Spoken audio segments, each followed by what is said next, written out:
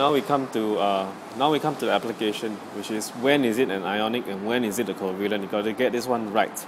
Okay, so now let's start. Now you have something known as Y and X, element known as Y, element X.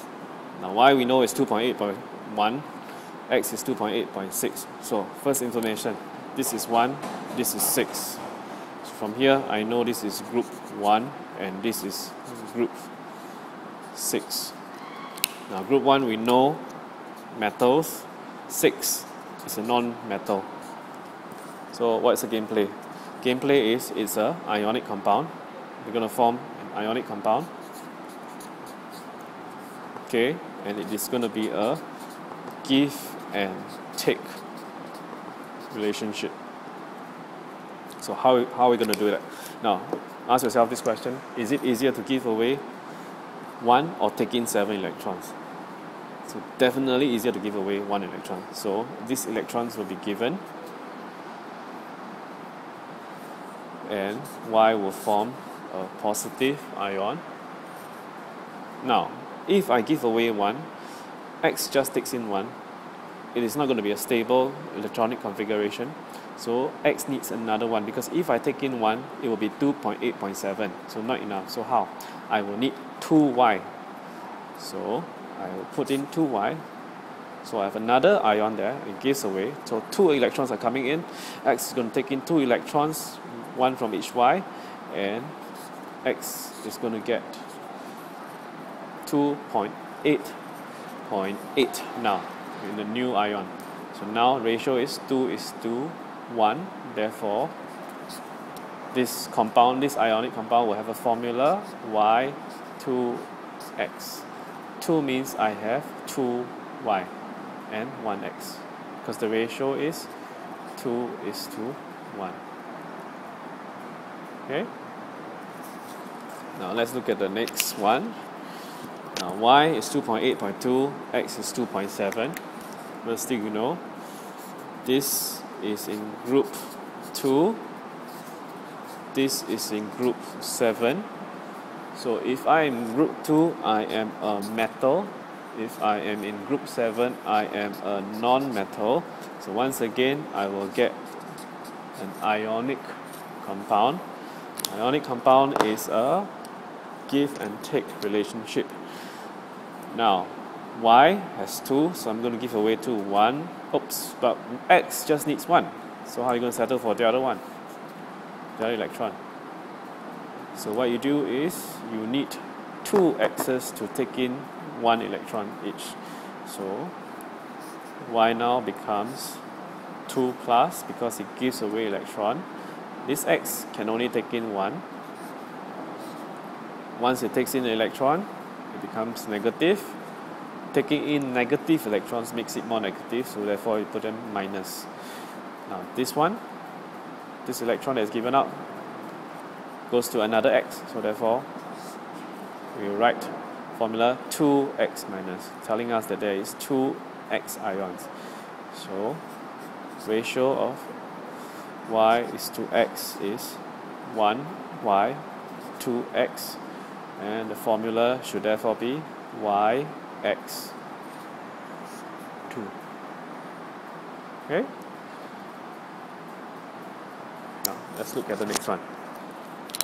Now this is difficult, this is different.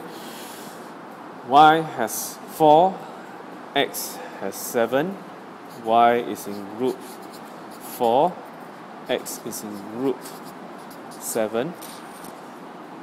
4, group 4, definitely non-metal. Group 7, non-metal. So how? This is no longer a give and take relationship. This is definitely a covalent relationship where they have to share. So how is it going to work?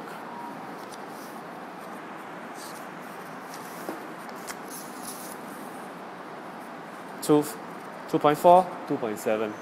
So look at the 4. This guy just needs 1. Okay, this guy needs 4. So definitely Y must be in the center. So I'm drawing the outermost shell. Y is in the center. Now you have X7. So x has 7. 1, 2, 3, 4, 5, 6, 7. I'm going to reorientate. This is a single pair. X 3, 4, 5, 6, 7. X is stable. 1x is not enough, so how am I going to solve this problem? I need 3 more x's. 3, 4, 5, 6. I can only play with 7. Single joins with another single. Pour in another x. 2, 3, 4, 5, 6, 7. And for the final y, 1, 2, 3, 4, 5, 6, 7. So what happens is the x can orientate itself. You just learned that it just orientates itself. It uses the single pair here to join with the single dot over there. Now look at the ratio now. I'm concerned with the ratio. Ratio is y is to x. Ratio is there is only one y and 4 x's, so 1 is to 4. Therefore, this covalent compound, this molecule here, will have 1 y and 4 x's, and the formula will be YX4. Okay? This is a molecule, this whole thing is a molecule, and there are 5 atoms inside. 1, 2, 3, 4, 5. 5 atoms of 2 different elements, element Y and element X. There's 1 molecule, 5 atoms, and 2 elements, element Y, element X. Okay, and this is a covalent. How many covalent bondings can you see? 1, 2, 3, 4. Covalent bonding refers to the sharing of electrons. Okay, these are all single bonds. Okay, let's look at the last example. Okay, last example. Y is in group 6, X is in group 7. X needs 1 more, Y needs 2 more. So how are you going to play the game? Think. Y needs 2 more. Okay, so Y needs 2 more. This is a non-metal and this is a non-metal. How do I know? Because this guy is in group 6, this guy is in group 7. So Y needs 2 more. I'm going to put it in the center. I know it's covalent, so I know it's going to be a share thing. 2, 3, 4, 5, 6. So you do the north, south, east, west, north, south, east, west. You got to do the north, south, east, west so that you can see where the singles are. Okay, X looks like this. X is 2.7, so I'm going to skip the inner shell. This is the valence shell. So how are you going to join that? Now this is the single here. Single, single. So how? So X comes down. Draw the things that are untouched. Rotate it 180 degrees. Anti-clockwise or clockwise. And then this is what you get. Take X. Shift 1 more X here.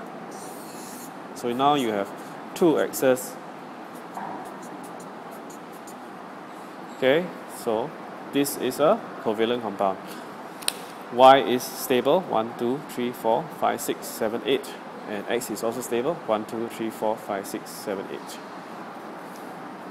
So ratio of Y is to X is 1Y, 2 x's. Therefore, the formula will be YX2.